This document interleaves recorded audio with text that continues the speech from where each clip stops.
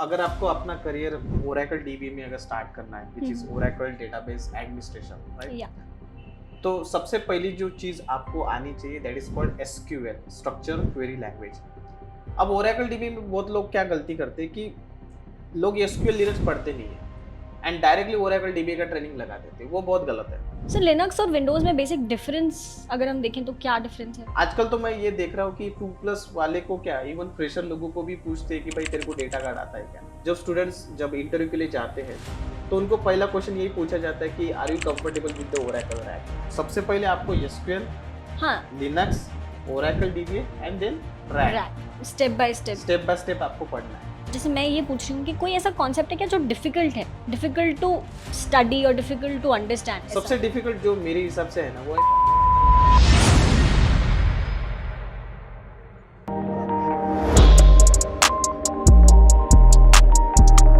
Hello friends, कैसे हैं आप सब? किसी भी टेक्नोलॉजी के बारे में बेसिक इन्फॉर्मेशन हासिल करना तो बहुत इजी है, बट उस टेक्नोलॉजी में अपना करियर कैसे बनाना है और कैसे आगे बढ़ना है ये जानना थोड़ा ज़्यादा मुश्किल होता है। हर जगह इन्फॉर्मेशन अवेलेबल तो होती है, बट उसका ऑथेंटिकेशन सही है या गलत है वो आपको पता नहीं चलता। आज हम अंकुश सर से ओरेकल डीबीए के बारे में बात करेंगे कि उसमें अगर आपको अपना करियर सेट करना है तो क्या रोड मैप फॉलो करना है। हमने अपने लास्ट पॉडकास्ट में ये बात की थी कि ओरेकल डीबीए होता क्या है, उसके रूल्स एंड रिस्पॉन्सिबिलिटीज क्या होते हैं, और अगर आप अपना करियर ओरेकल डीबीए में बनाना चाहते हैं तो आपको क्या क्या स्टेप्स लेने हैं, कौन अपना करियर ओरेकल डीबीए में स्टैब्लिश कर सकता है। ऐसे बहुत सारे टॉपिक्स पे हमने बात की थी। अगर आपने वो पॉडकास्ट नहीं देखा है तो अभी जाकर वो पहले देख लीजिए। आज के पॉडकास्ट में हम ओरेकल डीबीए बनने के रोड मैप के बारे में बात करेंगे। साथ ही साथ हम ये भी बात करेंगे कि अगर आपको उसके लिए इंटरव्यू प्रिपरेशन करनी है तो क्या क्या चीज़ें मैटर करती हैं, कौन कौन से क्वेश्चंस, कौन कौन से टॉपिक्स हैं जिनके बारे में आपको पढ़ना चाहिए। तो without wasting time let's start. Hello Ankush sir, कैसे हैं आप? बस दिवांशी बढ़िया है। आजकल सर बहुत टाइट शेड्यूल चल रहा है, मुझे पॉडकास्ट के लिए थोड़ा कम टाइम मिल रहा है। मैं वीडियोस ज़रा कम क्रिएट कर पा रही हूँ। नहीं, अभी आजकल क्या है ना, मॉर्निंग और नाइट का मैच चालू है तो उसकी हाँ वजह से सर, थोड़ा सा दिक्कत चालू है। वेट करना पड़ता है कि सर प्लीज सर चलिए सर रिकॉर्ड कर लेते हैं सर कुछ, क्योंकि हमारे व्यूअर्स हमेशा वेट करते रहते हैं कि कुछ इन्फॉर्मेटिव हम कंटेंट प्रोड्यूस करें। नहीं, अभी हम लोगों का बैच खत्म होने वाला है, so we are starting a new batch, तो तब तक हमारे पास में टाइम है। अच्छा सर, ये दो जो बैचेस के बीच का टाइम है लेट्स यूटिलाइज, और हमारे व्यूअर्स के लिए we'll make some good content. या यस टाइम। ठीक है सर, जैसे हमने लास्ट पॉडकास्ट में ओरेकल डीबी के बारे में बात की थी, लाइक ओरेकल डीबी क्या होता है, उसके रोल्स एंड रिस्पॉन्सिबिलिटीज वगैरह वगैरह, तो हम इस पॉडकास्ट में रोड मैप के बारे में बात करना चाहते हैं। लाइक क्या क्या, कहाँ से स्टार्ट करनी है अपनी journey, what is the first thing to learn, and advance level तक जाते जाते क्या क्या नई नई चीज़ें सीखनी पड़ती हैं। So all yours sir. तो अगर आपको अपना करियर ओरेकल डीबी में अगर स्टार्ट करना है which is Oracle database administration, right? या तो सबसे पहली जो चीज आपको आनी चाहिए that is called SQL, structure query language. अब जो बंदा कोई अगर कंप्यूटर बैकग्राउंड से या फिर आईटी बैकग्राउंड से है तो उसको एसक्यूएल पहले से ही पता होता है, क्योंकि एसक्यूएल एक कॉमन चीज है जो आप कॉलेज टाइम से पढ़ते जाते हो। सर एसक्यूएल क्या है, लाइक जावा पाइथन जैसे लैंग्वेज है क्या? एसक्यूएल आप बोल सकते हो कि it's a language but it is something related to the database. Okay. तो अगर आपको डेटाबेस के साथ में अगर कम्युनिकेट करना है, लेट्स से अगर आपको डेटाबेस से कुछ निकालना है, बात करना है एकदम सिंपल लैंग्वेज में, तो आपको एक लैंग्वेज की जरूरत पड़ती है एंड उस लैंग्वेज का काम होता है एसक्यूएल। ओके। तो कोई भी डेटाबेस हो, जैसे आपका माईएसक्यूएल हो गया, ओरेकल हो गया, पोस्टग्रेसक्यूएल हो गया, सीक्वल सर्वर हो गया, तो इररिस्पेक्टिव ऑफ एनी डेटाबेस, उस डेटाबेस से अगर आपको कम्युनिकेट करना है तो उसके लिए आपको एक लैंग्वेज की जरूरत पड़ती है एंड उस लैंग्वेज का नाम है SQL which is structure query language. So हम ये कह सकते हैं क्या sir, SQL is the bridge between the user and the database? हाँ, मतलब अगर आपको कोई भी डेटाबेस अगर सीखना है हाँ, तो उस बंदे को एसक्यूएल आना ही आना चाहिए। Like it provides a platform जहाँ पे हम कनेक्ट करें डेटाबेस के साथ। करेक्ट। हाँ। ओके। एंड उसके बाद सर एसक्यूएल हमने सीखा, तो एसक्यूएल के बाद क्या स्टेप हमको नेक्स्ट लेना है? अब नॉर्मली जो ओरेकल डेटाबेस होता है ना, आपका वो विंडोज के ऊपर भी इंस्टॉल होता है एंड आपका वो लिनक्स के ऊपर भी इंस्टॉल होता है। अब मोस्ट ऑफ द क्लाइंट क्या करते हैं ना, instead of going for Windows they try to prefer Linux operating system. तो लिनक्स ऑपरेटिंग सिस्टम के ऊपर जैसे आपका डेटाबेस रहेगा तो उसके लिए आपको लिनक्स के बेसिक कमांड पता होनी चाहिए। अच्छा। तो बेसिक कमांड मतलब जैसे let's take example of real time scenario. Linux operating system जो है वो इंस्टॉल करने का काम तो आपकी लिनक्स टीम कर देती है, अच्छा। लेकिन उस लिनक्स के अंदर आपका डेटाबेस है, तो अनलेस एंड अनटिल अगर आपको लिनक्स पता नहीं है तो आप डेटाबेस एडमिनिस्ट्रेशन कर नहीं सकते। So the first important thing is आपका एसक्यूएल होना चाहिए, एंड नेक्स्ट इंपॉर्टेंट थिंग आपको लिनक्स ऑपरेटिंग सिस्टम के जो बेसिक कमांड है वहां से आप स्टार्ट कर सकते हो। Sir I have 2 questions. Sir पहला तो कि एसक्यूएल में कितना टाइम लगता है सीखने के लिए और कहाँ से सीख सकते हैं? ये एक क्वेश्चन। और दूसरा क्वेश्चन सर कि लिनक्स और विंडोज़ में थोड़ा डिफरेंस बताइए कि मतलब विंडोज़ तो सबको यूज़ करते आता है, लाइक मैंने भी यूज़ किया, आपने भी यूज़ किया, हम हर टाइम यूज़ करते हैं। But Linux is something which is different, एक नया ऑपरेटिंग सिस्टम है। तो उसमें हमें कितना टाइम इन्वेस्ट करना है और उसको सीखने के लिए मतलब क्या एफर्ट्स डालने हैं, वो थोड़ा-सा बताएँगे? लिनक्स एंड विंडोज, जैसे let's take example of SQL only. अब एसक्यूएल को सीखने के लिए इतना ज्यादा टाइम नहीं लगता है। अगर आप ऑन एन एवरेज अगर आप 1 महीना अगर दे दोगे ना, एक या फिर मैक्सिमम 2 महीने, तो भी आप एसक्यूएल सीख जाओगे। देखो एज अ डीबी आपको कोई बड़ी बड़ी एसक्यूएल की क्वेरीज लिखना नहीं है कि जैसे आप बोल रहे हो कि प्रोसीजर लिखना है, ट्रिगर लिखना है, ऐसा कुछ करना नहीं है। ओके। अगर बड़ी बड़ी क्वेरीज लिखना है ना तो उसके लिए अलग से ऑलरेडी प्रोफाइल बना हुआ है जिसको आप ओरेकल डेवलपर या फिर एसक्यूएल डेवलपर बोलते हो।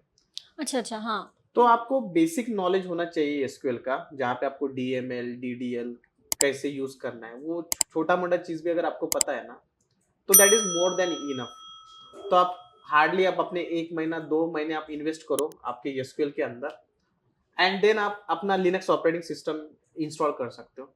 अब लिनक्स में भी जैसे मैंने बोला कि आपको सब कुछ चीजें पता होनी चाहिए, ऐसा कुछ इंपॉर्टेंट नहीं है। अगर आपको बेसिक लिनक्स कमांड भी अगर पता है लाइक cd ls mkdir कि भाई डायरेक्टरी कैसे बनाते हैं, राइट, राइट। तो वो छोटी मोटी चीजें भी अगर आपको पता है ना that's more than enough. And वैसे भी आप जैसे डीबीए बन जाओगे ना तो ऑटोमेटिकली जो एडवांस लेवल का एसक्यूएल है या फिर एडवांस लेवल का लिनक्स है तो आपको समझ में आ जाएगा।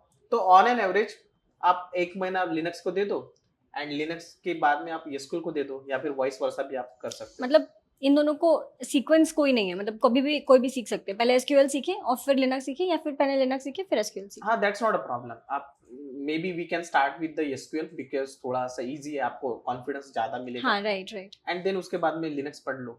सर लिनक्स और विंडोज में बेसिक डिफरेंस अगर हम देखें तो क्या डिफरेंस है? मेन डिफरेंस तो वही है कि आप विंडोज में सब कुछ जीयूआई मोड में करते हो। लाइक अगर आपको फोल्डर बनाना है तो आप राइट क्लिक करोगे, फोल्डर बना जाएगा। हाँ, हाँ, राइट। वही फोल्डर बनाने के लिए आपको यहाँ पे mkdir कमांड यूज करना पड़ेगा। तो आप जब लिनक्स पढ़ते हो ना तो आप विंडोज के साथ में उसको रिलेट रिलेट कर सकते हो। अच्छा, मतलब एकदम नया एलियन कॉन्सेप्ट नहीं होता है कोई? ओनली द थिंग इज थोड़ा सा नया नया होता है तो आपको वो कमांड सीखने में थोड़ा सा डिफिकल्टीज, नॉट डिफिकल्टीज बोले, वो डिपेंड करता है पर्सन टू पर्सन। राइट। तो 10-20 कमांड है उसके, वो कमांड अगर आपको एक बार समझ में आ गया ना तो चीजें एकदम इजी पड़ जाएगी आपके लिए। अच्छा, तो सर एसक्यूएल लिनक्स ये 2 स्टेप्स हो गए। अब सर थर्ड स्टेप जो है वो क्या होना चाहिए sir? Third will be your Oracle dBA, जहाँ पे हम लोग एक्चुअली आना चाहते हैं। अब ओरेकल डीबीए में बहुत लोग क्या गलती करते हैं कि लोग एसक्यूएल लिनक्स पढ़ते नहीं है एंड डायरेक्टली ओरेकल डीबीए का ट्रेनिंग लगा देते हैं, वो बहुत गलत है। अच्छा, राइट। आपको हमेशा स्टेप बाय स्टेप जाना है। Maybe you can start with SQL, then आप लिनक्स स्टार्ट कर दो, देन ओरेकल डीबीए। क्योंकि जब तक आपको एसक्यूएल एंड लिनक्स पता नहीं है आप डायरेक्टली ओरेकल डीबीए पे पुश नहीं कर सकते। सो ओरेकल डीबी की जब हम बात करते हैं तो it's a very long step, it's a very long path. उसमें भी अलग-अलग स्टेप्स हैं। करेक्ट। तो वहाँ पे हमें कौन सी चीज़ किस सीक्वेंस में सीखनी चाहिए? वो थोड़ा सा। ओरेकल डीबीए में अगर आपको सीखना है ना, कोई भी नया टेक्नोलॉजी अगर आपको सीखना है तो उसके लिए सबसे पहले आपको आर्किटेक्चर सीखना पड़ता है, कोई भी ओरेकल टेक्नोलॉजी। आर्किटेक्चर। तो आप स्टार्ट कर दो ओरेकल आर्किटेक्चर से। अब ओरेकल आर्किटेक्चर में आपका जैसे बैकग्राउंड प्रोसेसेस होते हैं, आपके मेमोरी कंपोनेंट्स होते हैं। सर आर्किटेक्चर से हम लोगों को बेसिक ये चीज़ समझ में आती है कि उसका स्ट्रक्चर कैसा है, लाइक करेक्ट। तो मतलब उसको थोड़ा सा डिफाइन कर दीजिए व्यूअर्स के लिए कि जब भी आप कोई भी इंटरव्यू के लिए जाओगे ना as a fresher level, even express level पे भी, यस। तो वो आर्किटेक्चर से आपको पहचान लेगा कि इस बंदे को ओवरऑल स्ट्रक्चर पता है या नहीं है उस राइट। टेक्नोलॉजी का। यस। तो जिस बंदे का आर्किटेक्चर लेवल स्ट्रांग होता है ना उसको वो टेक्नोलॉजी सीखने में काफी इजी होता है। So the first thing you should start learning about the architecture. वो भी आर्किटेक्चर आपको मतलब ऐसे इन डेप्थ सीखना है। सो आर्किटेक्चर सीखने के लिए आप एक तो यूट्यूब चैनल, आपको जो भी अलग अलग मटेरियल्स अवेलेबल यूज कर सकते हो, लेकिन your first thing that you need to concentrate is architecture only. Okay. जैसे आपका आर्किटेक्चर हो गया कि चलो भाई मुझे अभी आर्किटेक्चर तो आता है, यस। तो उसमें से एक एक कंपोनेंट आप ले लो उस आर्किटेक्चर में से। जैसे पकड़ लो डेटा फाइल्स ले लिया, कंट्रोल फाइल्स ले लिया, एसपी फाइल ले लिया, और उसका फिर आप प्रैक्टिस कर सकते हो अपने लैपटॉप के ऊपर। अच्छा, आर्किटेक्चर ही जैसे अपना स्ट्रॉन्ग करने के लिए इसमें अलग अलग इसके जो कंपोनेंट्स हैं उनकी ही प्रैक्टिस करने के लिए बोल रहे हैं। राइट, क्योंकि अनलेस एंड अनटिल आप प्रैक्टिस नहीं करोगे ना तो आपका कॉन्फिडेंस नहीं बढ़ेगा। Right right. बहुत बार मैंने क्या देखा है कि लोगों को लगता है कि ये सारी चीजें मुझे आती है, हाँ सर, थियोरेटिकल नॉलेज लोगों के पास होता है but practically they are practically not नहीं साउंड। होता है। और क्या है ना, मैं बोलता हूँ कि अगर आप 10 बार पढ़ोगे ना और उसको कंपेयर करोगे एक बार प्रैक्टिकल से, तो एक बार प्रैक्टिकल में आपको 10 बार पढ़ने वाली चीज समझ में आ जाएगी। या इस बात से तो मैं अग्री करती हूँ सर। ओके सर, आर्किटेक्चर के बाद फिर what should be the next thing to learn? um, जैसे एक जूनियर डीबी की अगर मैं एग्जांपल लूंगा, तो जूनियर डीबी की रोल्स एंड रिस्पॉन्सिबिलिटी में आता है आपका आर्किटेक्चर, क्योंकि बहुत बार आप इंटरव्यू में जाओगे ना तो बोलेगा कि एक काम करो ना, आर्किटेक्चर निकाल के दिखाओ, बहुत बार अच्छा, बोलता है। Okay okay. Second thing will be your like user management नाम से कंसेप्ट आता है। हम्म। देन आपका टेबल स्पेस आता है, लिसनर एक होता है जिसमें user connectivities related right, concepts और आते हैं। Activities. Then we have table spaces, export import and arm and backup. तो ये जो इसको बोला जाता है core DBA. Okay, pillars of DBA. Correct, तो this is my core dBA. मतलब जो कोई यूजर, मतलब अगर कोई बंदा एज अ जूनियर लेवल पे अगर जा रहा है, लेट्स कंसीडर 2 इयर्स तक, तो उसको ये सारी चीजें तो आनी चाहिए step by step. Like you start with the architecture, right. then user management, then you have table spaces, listener, export import, arm and backup। इतना आना ही चाहिए। इतना तो जूनियर डीबी को तो आना ही आना चाहिए। अच्छा, मतलब अगर कोई स्टार्ट कर रहा है अपना करियर तो ये वाली चीजें एकदम थरो होनी चाहिए। करेक्ट। सर, इनको पढ़ने का कोई सीक्वेंस है कि इनको मतलब रैंडमली पढ़ सकते हैं जो आपने नहीं, जैसे मैंने बोला ना, आप आर्किटेक्चर से स्टार्ट कर दो, हम्म फिर आर्किटेक्चर में से एक एक कंपोनेंट आप ले लो, देन उसके बाद में जैसे मैंने बोला user management, table space, export import, इसको इसी सीक्वेंस में याद लेना किया चाहिए। करेक्ट। Okay sir. अब सर, यहाँ पे क्या आयरमैन के बाद डीबीए ओरेकल डीबीए आप मतलब खत्म हो जाता है या उसके बाद भी कुछ एडवांस लेवल के लिए नहीं, पढ़ना है? एडवांस लेवल में मतलब जैसे बहुत सारे कंसेप्ट आते हैं, like we have a concept like data guard, ASM, patching, upgradation, आप परफॉर्मेंस ट्यूनिंग, ऑटोमेशन, अच्छा, ओके OEM, ये सारे एडवांस कंसेप्ट है। अब जिस बंदे को लाइक 2+ इयर्स का एक्सपीरियंस अगर लगा रहा है तो उसको ये एडवांस लेवल के कंसेप्ट भी आने चाहिए। आजकल तो मैं ये देख रहा हूँ कि 2+ वाले को क्या, इवन फ्रेशर लोगों को भी पूछते हैं कि भाई तेरे को डेटा गार्ड आता है क्या। अच्छा, तो फ्रेशर लेवल के लिए भी कभी कभी एडवांस लेवल क्योंकि के क्वेश्चंस एक्सपेक्टेशन पूछते हैं। आईटी की ना अभी काफी बढ़ चुकी है। सर, कंपटीशन इतना है सर। हाँ, क्योंकि इतने सारे लोग हैं तो ऑब्वियसली इंटरव्यूअर ये सोचता है कि ऐसा मुझे बंदा चाहिए कि जिसको कम पैसों में ज्यादा से ज्यादा ज्यादा knowledge नॉलेज हो। सर, इवन सिविल वाले मतलब मैकेनिकल वाले every field people are going into IT, तो सर वहाँ पे कंपनीज का थोड़ा सा अच्छे से छाटा छाटी करना ये मतलब उनके लिए भी शायद मैंडेटरी हो गया है ये वाली करेक्ट। चीज़। ठीक है सर, मतलब जैसे आपने बोला कि ये जो एडवांस लेवल के जो हमारे प्रोसेसेस हैं, इसके बाद फिर सर अगर सपोज ये 3-4 इयर्स का हो गया, उसके बाद फिर अगर आपको करियर में ग्रोथ करनी है ओरेकल डीबीए में, तो उसके बाद आप क्या करेंगे सर? आजकल क्या है ना, इवन 3+ पे अगर आप देखोगे या फिर 2+ पे भी मैं बोल सकता हूँ, depends on company to company. आपको RAC बोलते हैं उसे, ओरेकल रैक। रैक। तो ओरेकल रैक का भी आपको नॉलेज होना काफी इंपॉर्टेंट है। जैसे मेरे 2+ वाले जो स्टूडेंट्स है या फिर 2.5 या फिर 3+ वाले जब स्टूडेंट्स जब इंटरव्यू के लिए जाते हैं तो उनको पहला क्वेश्चन यही पूछा जाता है कि are you comfortable with the Oracle RAC. अच्छा। भले ही उनके पास में रैक का सेटअप हो या ना हो, लेकिन एक्सपेक्टेशन ये है कि आपको रैक का नॉलेज होना चाहिए। तो sir RAC is also a database only, right? RAC is the part of your Oracle DB only. Okay. So उसके लिए कोई अलग सा सॉफ्टवेयर आपको इंस्टॉल नहीं करना है। अच्छा। लेकिन डायरेक्टली रैक मत समझना। सबसे पहले आपको एसक्यूएल, हाँ, Linux, Oracle DBA and then RAC, RAC step by step आपको पढ़ना है। ओके। तो रैक इनिशियल लेवल पे कंपलसरी नहीं होता है, बट अगर एटलीस्ट आप 2-3 साल का एक्सपीरियंस के बाद it's mandatory to have a RAC. Correct. और फिर सर रैक के बाद भी कोई एक लेवल है क्या जहाँ पे हम रैक के बाद भी अपना? वो डिपेंड करता है अगेन प्रोजेक्ट टू प्रोजेक्ट। जैसे कुछ कुछ प्रोजेक्ट में रिक्वायरमेंट आती है कि बॉस आपको गोल्डन गेट का भी नॉलेज होना चाहिए, which is a migration tool. Like अगर आपको कोई और डेटाबेस से अगर ओरेकल में माइग्रेट करना है तो गोल्डन गेट का काफी इंपॉर्टेंस आता है।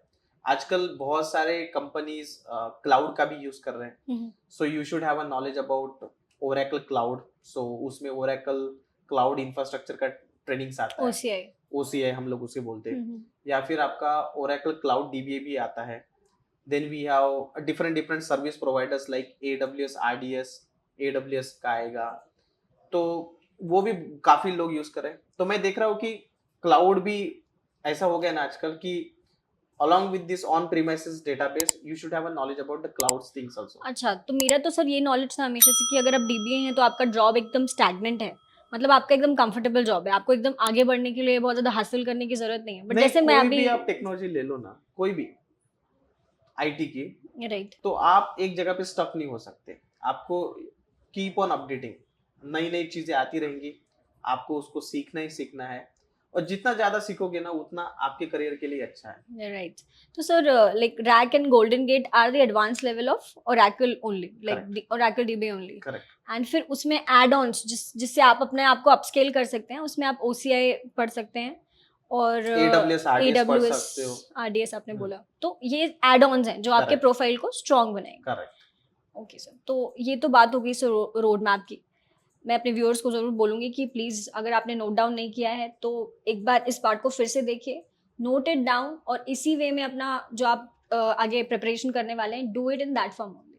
अगर कोई बंदा है सर जो ओरेकल डीबीए के इंटरव्यू के लिए प्रिपेयर कर रहा है फॉर एग्जांपल, तो सर इन टॉपिक्स में से इनिशियल लेवल पर उसको कौन से टॉपिक्स एकदम हार्ड एंड फास्ट अच्छे से थरोली प्रिपेयर करने चाहिए, और कौन कौन से टॉपिक्स जो हैं वो इंटरव्यूअर को मतलब इंटरव्यूअर ज़्यादा पूछते हैं, कुछ ऐसे कॉमन टॉपिक्स होते हैं जिनके ऊपर इंटरव्यूअर्स ज़्यादा फोकस करते हैं, सो वो कौन कौन से हैं? वो सब कुछ डिपेंड करता है आपका लेवल ऑफ एक्सपीरियंस क्या है। लाइक अगर आप फ्रेशर हो तो आप आर्किटेक्चर काफी अच्छे से स्ट्रॉन्ग कर लो, अच्छा, राइट। और उसमें छोटे छोटे टॉपिक्स आते हैं, लाइक जैसे मैंने बोला user management, table space, export import, arm and backup, ये सारे टॉपिक्स आपको पता होने चाहिए। अब जो बंदे का एक्सपीरियंस आपका 2+ का है समझ लो, उसको डेटा कार्ड पता होना चाहिए, ASM पता होना चाहिए, पैचिंग, अपग्रेडेशन, उनसे रिलेटेड क्वेश्चन ज़्यादा पूछे जाते हैं। डेटा कार्ड तो बहुत बार पूछा जाता है। okay? अच्छा, तो डेटा कार्ड आपका काफी स्ट्रांग होना चाहिए। सर तो फ्रेशर लेवल पे एसक्यूएल और लिनक्स पे भी क्वेश्चंस पूछे जाते हैं पूछ क्या? सकते हैं। ओके, अगर आप फ्रेशर हो, कंप्लीट फ्रेशर हो, एकदम जीरो लेवल का नॉलेज आपको, तो उस टाइम भी अगर किसी को लेना है तो वो एसक्यूएल का भी स्ट्रांग, मतलब DML क्या होता है, DDL क्या होता है, तो ऐसे छोटे मोटे क्वेश्चंस पूछ लेता है। अच्छा, तो सर ऐसा कोई टॉपिक है क्या जिसमें थोड़ी डिफिकल्टी आती है पढ़ने में, या जिसके ऊपर ज़्यादा ध्यान देना चाहिए? डेटा कार्ड काफी बार पूछा जाता है। अब जो बंदे थोड़े से एडवांस लेवल पे आ गए, लाइक 2+, 3+ है, उनको मैं रिकमेंड करूंगा कि you should also focus on performance tuning, then we have RAC, वो सारी चीजें आपको करना है। तो सर क्या नहीं, मतलब जैसे मैं ये पूछ रही हूँ कि कोई ऐसा कॉन्सेप्ट है क्या जो डिफिकल्ट है, डिफिकल्ट टू स्टडी और डिफिकल्ट टू अंडरस्टैंड? सबसे डिफिकल्ट जो मेरे हिसाब से है ना, वो है परफॉर्मेंस ट्यूनिंग। अच्छा, नॉर्मली क्या है ना, एज ए DBA हम लोगों का अगर एक प्रॉब्लम आ गया, कुछ भी इशू आ गया, तो एक set of approach already defined होता है कि भाई इस प्रॉब्लम को ऐसे सॉल्व करना है। राइट। परफॉर्मेंस ट्यूनिंग में ना, जो प्रॉब्लम यहाँ पे फिक्स हो रही है एक सर्वर पे, सेम प्रॉब्लम दूसरे सर्वर पे फिक्स होगी, उसका कोई गारंटी नहीं है। अच्छा, ऐसा होता है। तो इसलिए परफॉर्मेंस ट्यूनिंग थोड़ा सा ट्रिकी है, एंड बहुत लोग ना उसको करते ही जाते, वो चीज ऐसी ना आपको सीखी नहीं जाती, वो आपको एक्सपीरियंस से सीखी जाती है। हाँ, वो आप एक्सपीरियंस के साथ धीरे धीरे ग्रैब करेंगे। करेक्ट। ओके सर, तो आज का पॉडकास्ट तो वैसे काफ़ी लंबा हो गया है। आने वाले पॉडकास्ट में हम ये डिस्कस करेंगे कि एक ओरेकल डीबीए का सैलरी पैकेज कितना हो सकता है, और मतलब वो आगे कितनी करियर ग्रोथ एक्सपेक्ट कर सकता है। साथ ही साथ हम ये भी डिस्कस करेंगे कि कौन कौन सी कंपनीज हैं जो डीबीएज हायर करती हैं, कहाँ पे अच्छी अपॉर्चुनिटीज़ मिल सकती हैं। तो इन सब पे हम नेक्स्ट एपिसोड में बात करेंगे। So hopefully guys you enjoy the video. आज का सेशन बहुत इन्फॉर्मेटिव था, आपने बहुत कुछ सीखा होगा। तो गाइज अगर आपको ये वीडियो अच्छा लगा तो do not forget to like this video and subscribe to our channel. Don't forget to hit the bell icon, ताकि अगर हम नेक्स्ट वीडियो लेकर आए तो आपको जल्दी से जल्दी पता चल जाए। अगर आप चाहते हैं कि अंकुश सर से और कुछ सीखे तो उनका व्हाट्सएप चैनल ज्वाइन करना मत भूलिएगा, और भी ऐसे ही इन्फॉर्मेटिव डिस्कशंस के लिए stay tuned. Until then, bye bye.